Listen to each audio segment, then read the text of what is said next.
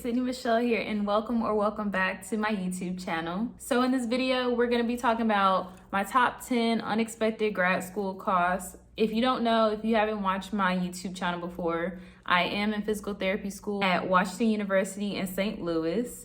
And so most of these suggestions will be based off of my particular program, but they also relate to other PT programs as well.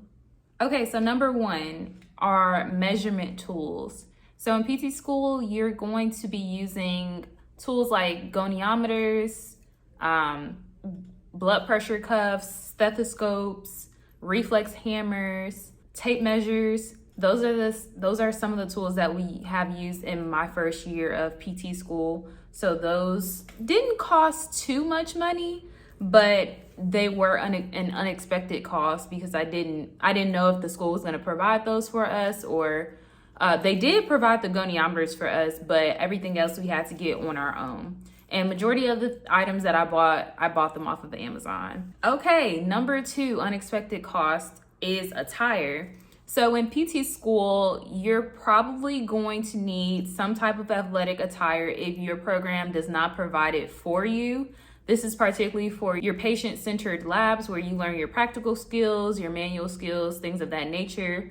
And you're going to be practicing on your classmates. So you'll need to be in athletic attire like sports bras, shorts, in order to palpate on skin. Also, adding to ATTIRE, sometimes you may need to dress in business casual or business professional. So make sure that you have some slacks on hand, maybe a suit. You usually wear business attire if your school or your program may be having like a community day where they bring in volunteers from the community. You also may need business attire for whenever you go out into your clinicals. Also, with clinicals, you may need a certain attire for those as well. For example, for my previous clinical that I just finished, I needed to wear black scrubs. So I had to go and buy some black scrubs from Scrubs and Beyond. If you do have a Scrubs and Beyond near you, they do give a discount to students. Okay, so unexpected cost number three is the APTA membership. That is the American Physical Therapy Association membership.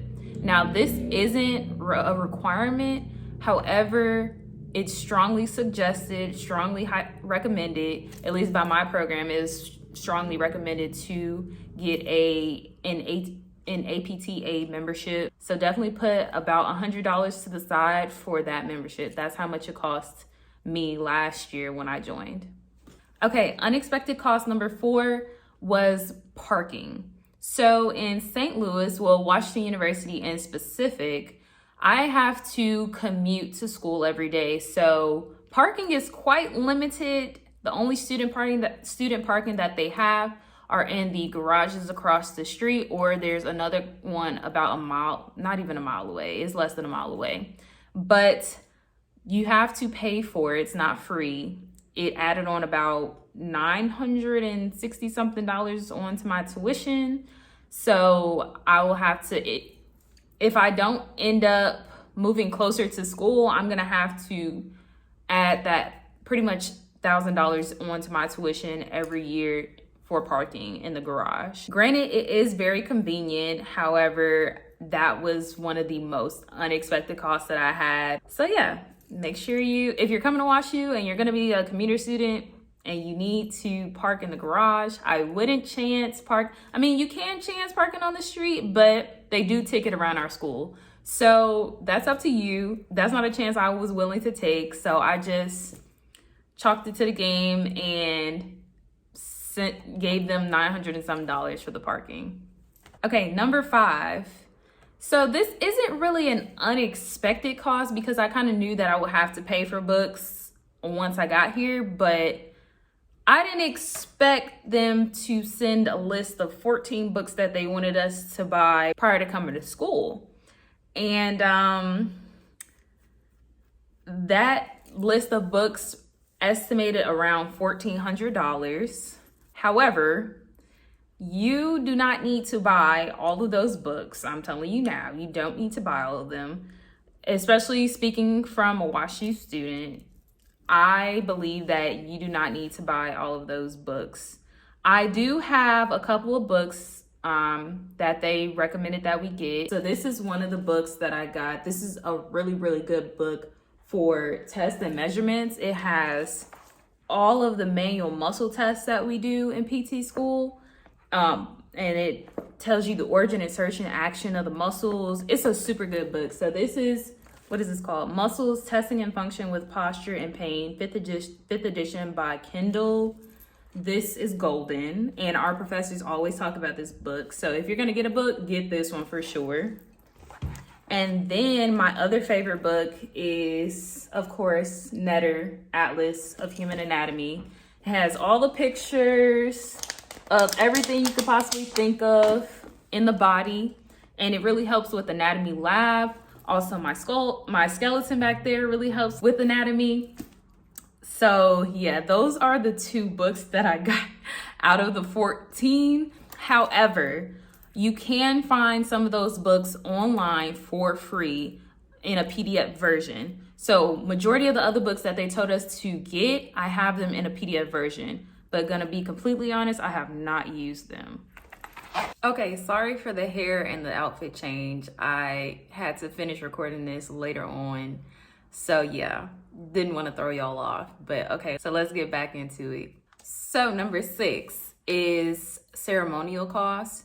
So here at WashU, they gave us a white coat ceremony at the beginning of the semester. And for that ceremony, we received our white coats and the patches to put on them. So we didn't have to pay for that. We didn't have to pay for those items or anything pertaining to the ceremony, but we did have to go get the patch sewn on by an outside seamstress. And a few of my friends and I decided to get our names embroidered on it as well. So that's just an extra cost. Didn't cost too much. It was like $8 for both of them together. So it wasn't expensive, but at your program, you may have to pay for maybe your white coat or the patch. You just never know. So that was another unexpected cost. Okay, number 7 is not a necessity, but it will help a ton if you are going into the medical field or PT school. It is the Complete Anatomy app. It's a 3D model of the entire body, from bones to muscles to nervous system to cardiovascular.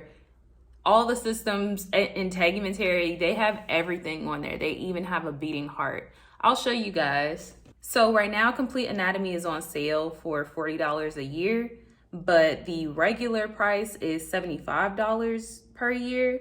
But I definitely think it's worth the money, solely because it will help a lot if you have to take some sort of anatomy or physiology class, because it has all different types of explanations about venous supply, arterial supply, everything. They also have different videos that you can watch, animated videos. So you go to the model and you see like there's the skeleton, and down at the bottom you can turn on and off any type of system that you like. So let's say we wanted to turn on the muscular system. So they have like 8 different levels of musculature that you can add on, and you just keep pressing the plus and then minus, you'll take it off. And you can zoom in, you can move around, you can turn it around, you can click the muscle, and then it'll give you a whole description. It's worth the money for sure. Also, while I have this up, another app that's really good is Notability.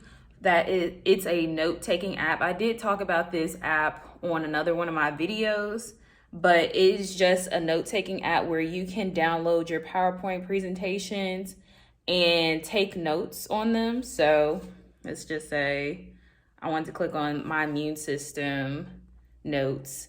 So you can highlight, you can draw, you can add text, you can do a lot of things. So this is one of the ways that I study and take all of my notes on my iPad.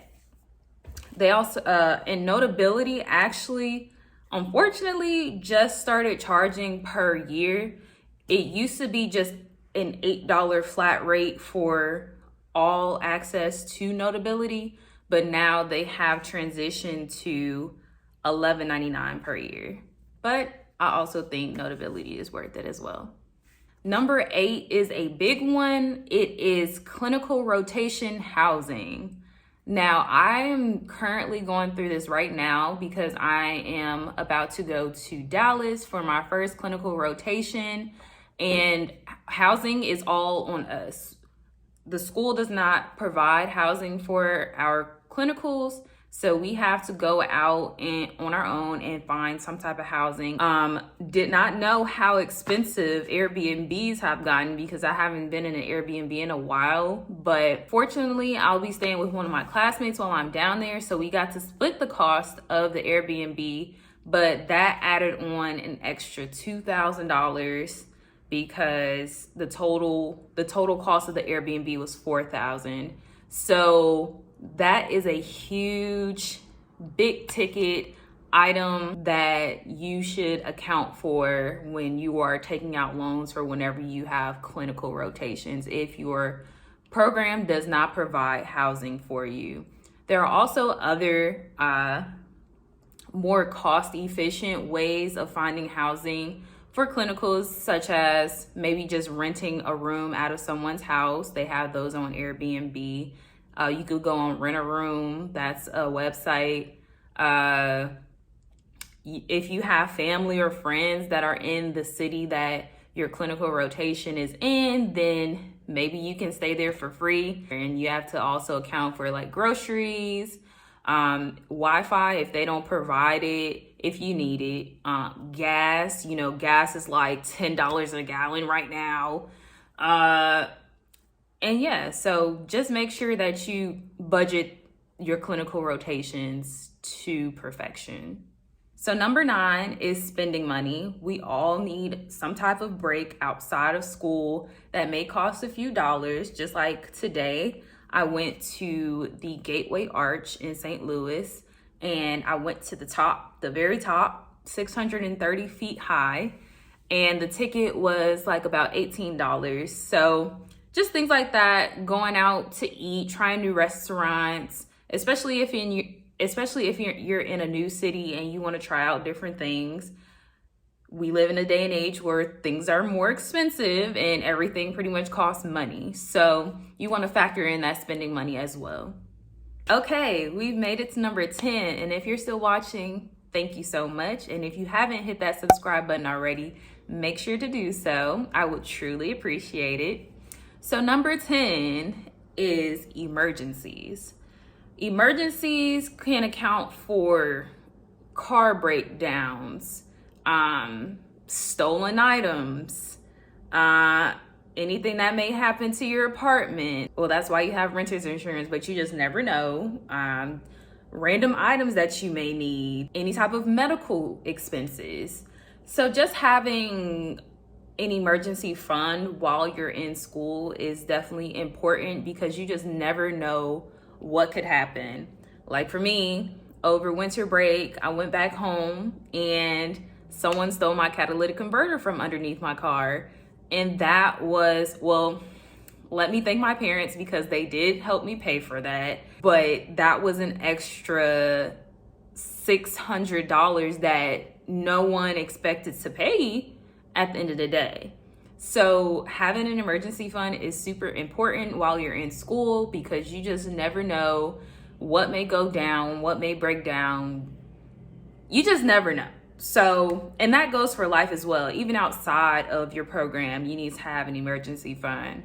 At least 6 months worth of your expenses saved away, stowed away somewhere and not touch it. All right, guys, so that wraps up my top 10 unexpected grad school costs. I hope that you start saving now if you haven't already.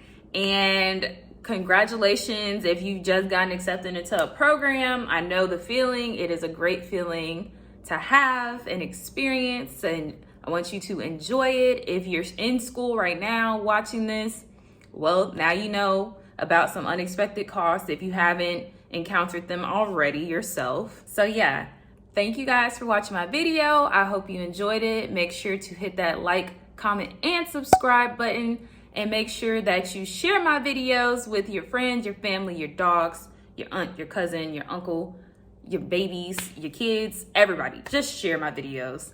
All right, so I'll see you guys in my next one.